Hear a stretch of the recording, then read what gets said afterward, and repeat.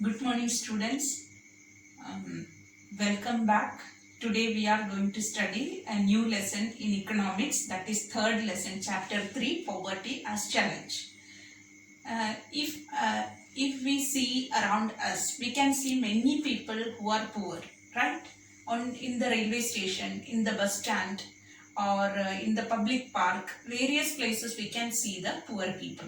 How can we analyze, or how can we um, identify or recognize them as poor? Because if we see their look, their costume, their appearance, their way of living, then we can understand that they are poor or they are from a poor family, right? So actually poverty is one of the very important crisis or very important problem in India. More than 27 crore people are poor in our country. So poverty as seen various features are there for poverty. As I have told you that if we look upon a man, then if he is poor or not, how we can recognize? Suppose we can see the landless people, then we can identify, or we can um make it sure that they are poor. Okay. Then another, unemployed people, people who are not employed, they don't have income, so they can be poor. People whose family is very big family, and they don't have employment, so size of the family, from that we can understand that they are from poor background. So size of the family, if size of the family is bigger means and unemployment condition exists, then they will not have enough food to eat, so it leads to poverty.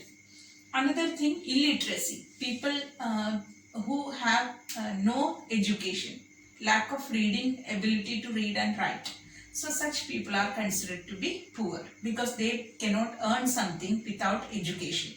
So illiteracy is another important feature. Next thing, poor health, they may not be healthy, their physical condition, or they cannot resist some diseases, so poor health they will have, or poor people they have most important challenge they face, that is lack of resistance. Then child labor, even children are sent for some odd job in such a family, or in such a poor, among the poor people we can see even children, they help the mother and father by uh, doing some odd jobs. That is another important problem.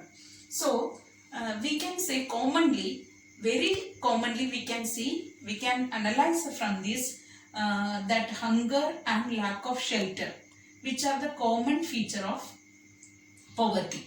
Here in your textbook, two case studies given. One is of Ram Sharan, another one Lakha Singh. So two case study, if you read, you can understand that hunger is one of the important feature of poverty. Another important feature of poverty is lack of shelter, houses, pakka houses. That is another important feature of poverty. Then we can again consider many features as the features of poverty. Lack of clean water, clean and potable water, that is another indicator for measuring poverty. Then sanitation facilities, they will not have a sanitized or very healthy environment to live, so sanitation facilities less. Such condition can we can identify, or we can recognize as the feature of poverty. We can see the slum areas, okay, jaggies and slum areas, which are the common feature of poverty. So poverty, if we analyze various features, we can put into or we can analyze various features. These are the common features which we see around us. Now we can study generally many features are there. What is the main features that is analyzed by the social scientist to measure poverty or to recognize poverty? What are the common features that is identified or recognized by the Social scientist. Social scientist means people who study the basic problem like poverty, unemployment, etc. Social problem. They are known as social scientists. So what are those factors or features they have recognized? Two main important features or factors are level of income and consumption. Consumption means use. Okay, consumption means what? Use. What we use. You can see that poor people, they use very traditional methods or traditional way of living, or they will not have mechanized life. But you can see the rich people, they have most modern machines at home, lot of comforts, luxuries, etc. So poor people, their level of income and level of consumption, that is one important indicator or very important indicator to learn poverty or to understand poverty. Another thing is the important, that is illiteracy. We have studied it already, but the same which are again headed or which are again given the heading under the poverty studied or by the social scientist. So illiteracy, education, lack of education is illiteracy. Lack of resistance to diseases means lack of resistance to diseases, that is another important feature. Next thing, lack of healthcare and sanitation, that is another important feature of poverty. Lack of healthcare and sanitation. Lack of safe drinking water, another important thing. So these all are considered or studied by social scientists as a feature of poverty. Now, poverty, if we study poverty, two main important factors also we have to study. One is about the social exclusion. Social exclusion, if we study poor people, we can understand that people from some of the people, they are excluded.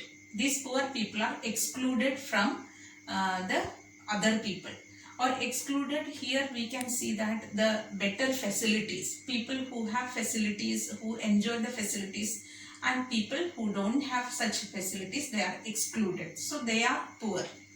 So social exclusion, everywhere we can see such exclusion. Wherever they go, there they will be another group, but another group will have their lot of facilities, comforts, and their way of living. So haves and have-nots. Haves are the people who have every facilities. Have-nots are the people who don't have any such facilities and money. So this is social exclusion we can see generally in our society. So poor people are always excluded or always separated from the people who have more money, more facilities, more richer way of life. That is one important analysis. Next thing, we can see that vulnerability. Vulnerability means probability to become poor. Some people, they settle or they are their probability to become poor, that is more. People who are affected by earthquake, people who are affected by the natural calamities, tsunami, landslide, or various problems, various natural calamities. So these people who are affected by these natural calamities, there is probability to become poor is very high. So based upon the probability, we can understand that the vulnerability or probability to become poor, that is affected by people who are affected by the natural calamities. So such people can be driven to poverty. These two important analysis that is studied by the social scientist. So social scientist opinion or features of poverty are illiteracy, lack of health, lack of clean surroundings, lack of safe drinking water, and another important thing, that lack of income and consumption. Okay, consumption and income, very important thing. That is the common indicator of poverty, or most common indicator of poverty is, or we can study poverty by considering income and consumption level. So these are the things that social scientists study and analyze.